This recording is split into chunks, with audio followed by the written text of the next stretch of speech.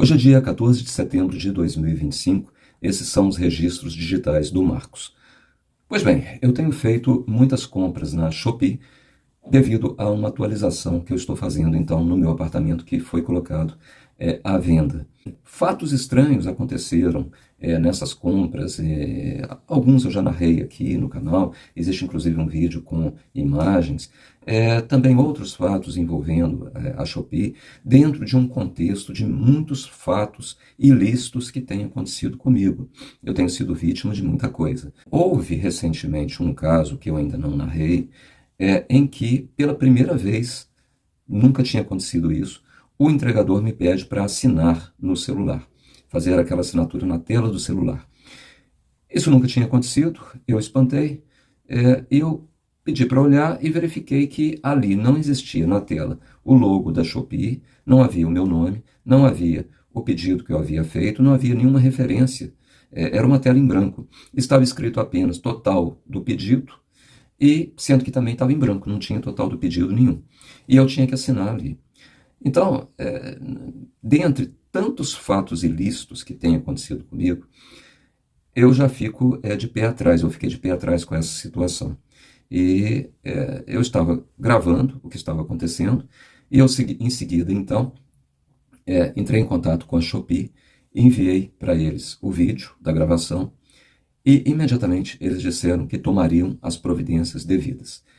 E eu perguntei o que eles tinham visto de errado, né? O que eles notaram ali que de fato estava errado, porque eu pensei o seguinte: será que eles não encontraram o registro de que o sistema da Shopee pediu a minha assinatura naquela compra, naquela entrega daquele pedido?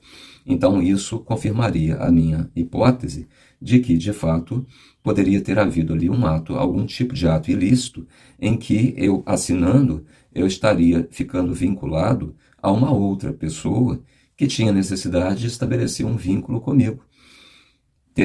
A pessoa teria a minha assinatura no celular dela, porque eu não tenho certeza nem de que aquele celular pertencia ao entregador, era apenas um celular que ele estava me entregando para que eu assinasse.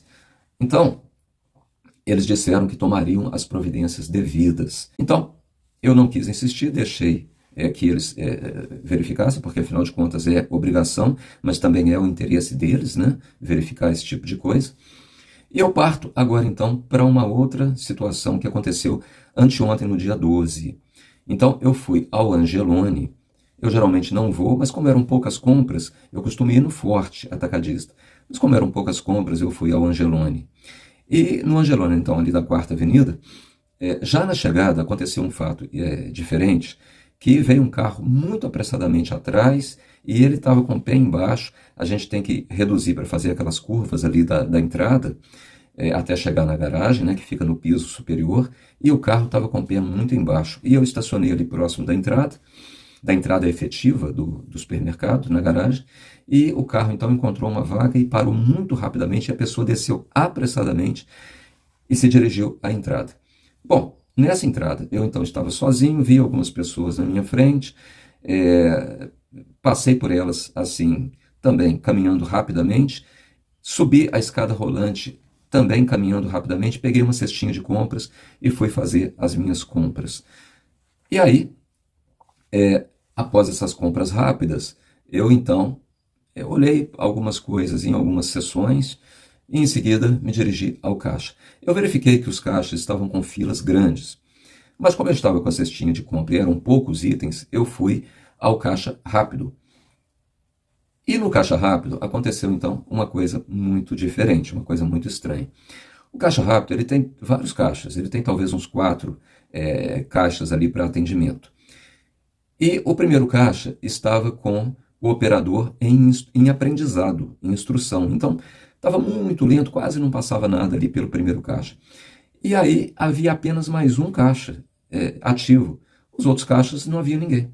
E nesse caixa, então, que estava ativo, aconteceu o seguinte: havia uma funcionária que estava, aliás, ele estava atendendo uma determinada pessoa que demorou muito tempo para desenrolar. Mas atrás havia uma funcionária do próprio supermercado que estava com uma quantidade muito grande de potes, esses potes de geladeira, de armazenar alimentos, potes de plástico. Então ela tinha uma quantidade muito grande, o que não é comum. E se era uma quantidade muito grande também, não era para passar ali pelo caixa rápido, porque existe um limite ali de 15 unidades, né? E atrás dela havia um senhor na fila, e eu estava então atrás desse senhor.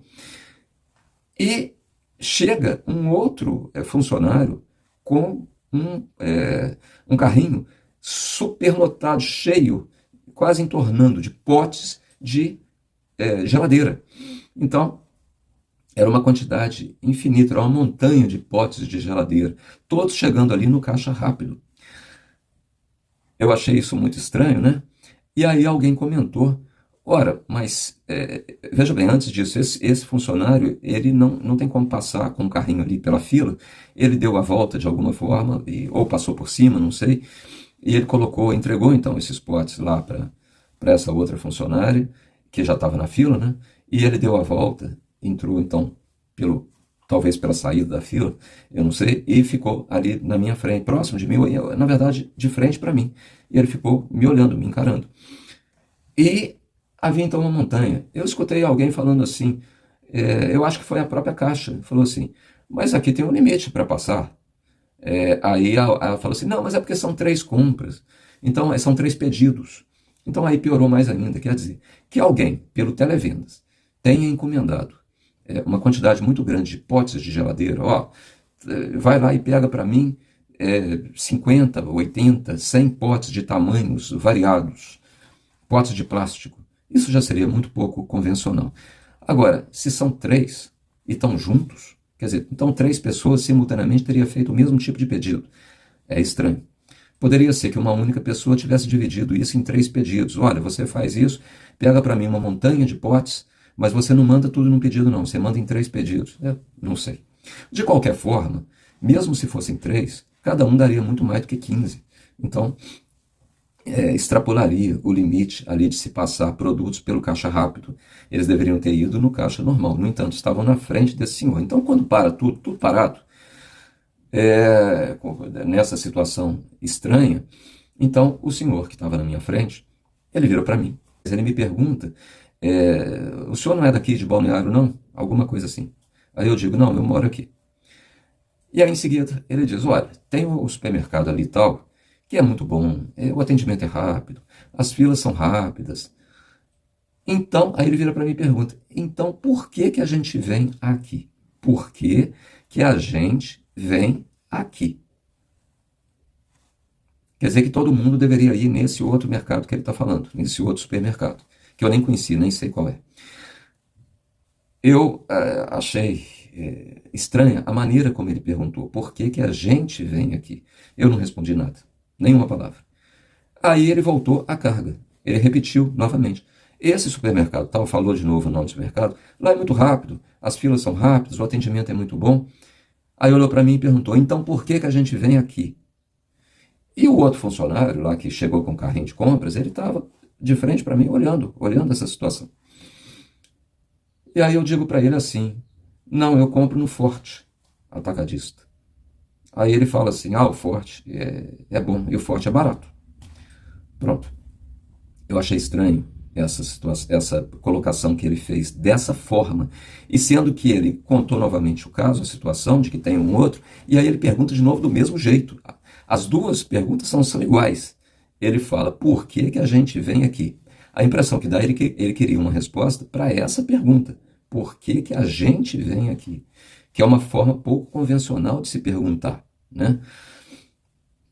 Como eu estou numa situação em que eu estou envolvido aí por uma quadrilha de vigaristas, e como essa situação é uma situação muito atípica, então eu resolvi narrar aqui os fatos, registrar esses fatos.